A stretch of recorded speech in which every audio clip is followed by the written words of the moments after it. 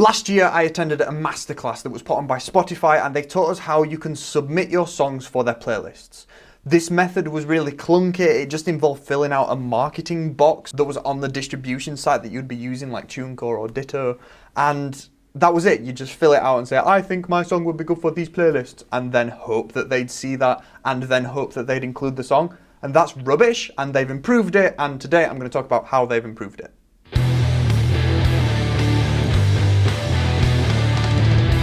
So the big main change that Spotify has made is you no longer have to go through a distributor to get that knowledge to Spotify. If you aren't aware already, there's a website that exists called artists.spotify.com, and you can access the back end of Spotify. So if you want your own profile picture, if you want your own description, if you want your own photos, if you want your own social media links on Spotify for you as an artist, that is the website that you go to get them on. It will also give you insights into the people that are listening to your music, for example, where people are listening, who people are, people's sexes, that kind of stuff. So if you aren't getting that information, go sign up at artist.spotify.com because it's really useful, and you can use artist.spotify.com to submit to playlists. So if you've distributed your music to Spotify and iTunes and Apple Music and all that kind of stuff through like Kicker or TuneCore or Ditto, then you can submit one of your songs to be in a Spotify playlist. There's a few little asterisks here. The first one is you have to do this before the release date of the song or EP or album. So you have to distribute to them well in advance. Not well in advance, but as far in advance that they can receive the song,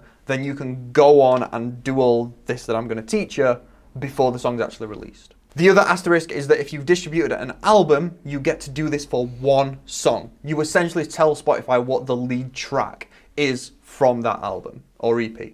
I also believe that if you've distributed a few different tracks, you only get to pick one of those different tracks, even if they are separate singles. You only get to choose one song, and then once that song is released, you can then pick a different song. Okay, here's how you do it. Once you load up artist.spotify.com, there's a chance that the platform is actually notifying you that you have a new song and you can submit it for playlists. It will look like this, and you can just click submit. If it doesn't show up, you can go over to catalog, and you can click on the little tab that says upcoming, and it should be there. And then you can, once again, click submit. Unlike what happened before, which was you tell Spotify, we think we should be in this playlist, and then that being it, you now just give more information to Spotify about your song. So they have people that are hired to create playlists, and really what this is doing is you're giving Spotify information so that they can better aggregate the songs to the correct curators for the right playlist. So if there's a playlist curator that only makes rap playlists and you're a metal band, by telling Spotify that you're a metal band, they will no longer send that song to that curator and will send it to the curator that does metal tracks. So that's what the first bit of information is. It's genre, which is pretty broad and is just the kind of sweeping thing which you would have put in on your distribution platform anyway. You then get the choice of 3 subgenres per genre that you've chosen.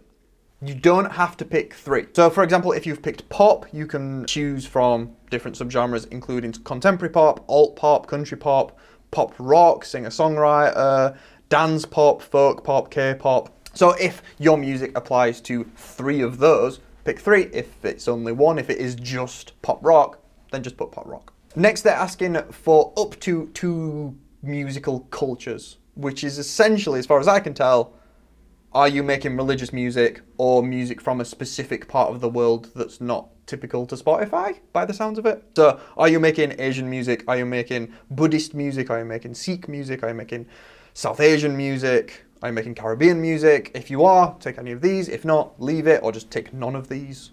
Next, they want up to 2 moods. So you've got chill, energetic, happy, fierce, meditative, romantic, sad, sexy, none of these. So this is obviously going for the idea of there are certain playlists that have these exact moods. So if your song has one of these moods, put it. Bearing in mind, people do listen to your song before they put it in a playlist. So if you just bullshit and say the wrong answers for every single thing, they'll just not include your song. You can't trick people into putting your metal song in a rap playlist. They will listen to it and know that it's not. Now choose up to 2 song styles. That could be acoustic, ballad, beats, experimental, holiday, traditional, or none of these. You then have to tell them what language your song is in. You can choose up to 3. So if you have like a bilingual or trilingual song, there you go.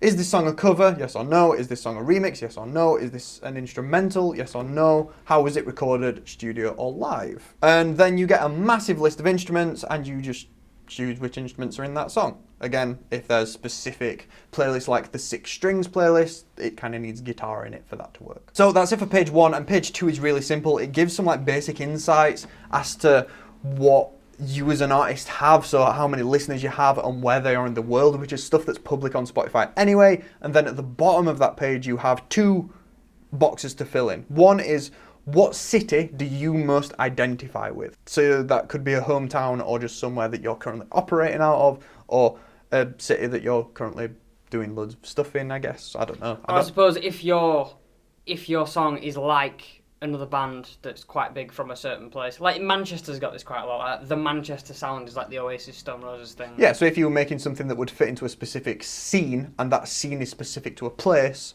you could probably put that. And then the last box is describe your song for us, whether that is the meaning behind the song, the story behind how the song came about, or anything that you would like the person who maybe will curate your song to know. And that's it. You can then click submit, and the song now has all of this information around it so that Spotify can then send that to the people that will most like it and can then put it into playlists. This is really good.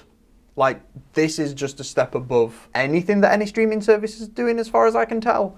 Joe was saying earlier when we were talking about this that Spotify have now essentially accepted the responsibility that they should have accepted a long time ago, that they are kind of replacing radio in so many aspects and don't have the structures set up to really make the most of that and to really give the right service to the artists that are on Spotify. This is a really good step towards Spotify being the new radio and being the top dog for how people listen to music. And this is better because I think with this, I might be wrong, but I think with this, a lot more smaller artists may now get playlisted because there's so much more information about them. If you think of metal bands, you'll probably think of the bigger metal bands.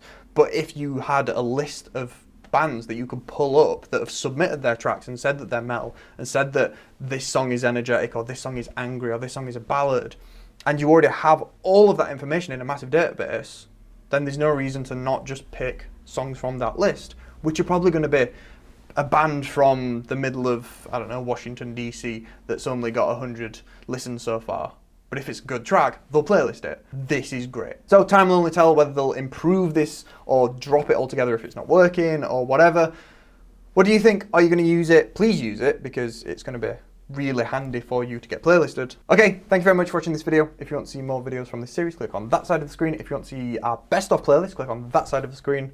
A little note to Spotify, thank you so much for doing this because it's really handy. Do more. I know you're not watching, but if you were, thank you. Right, cool. We'll see you next week.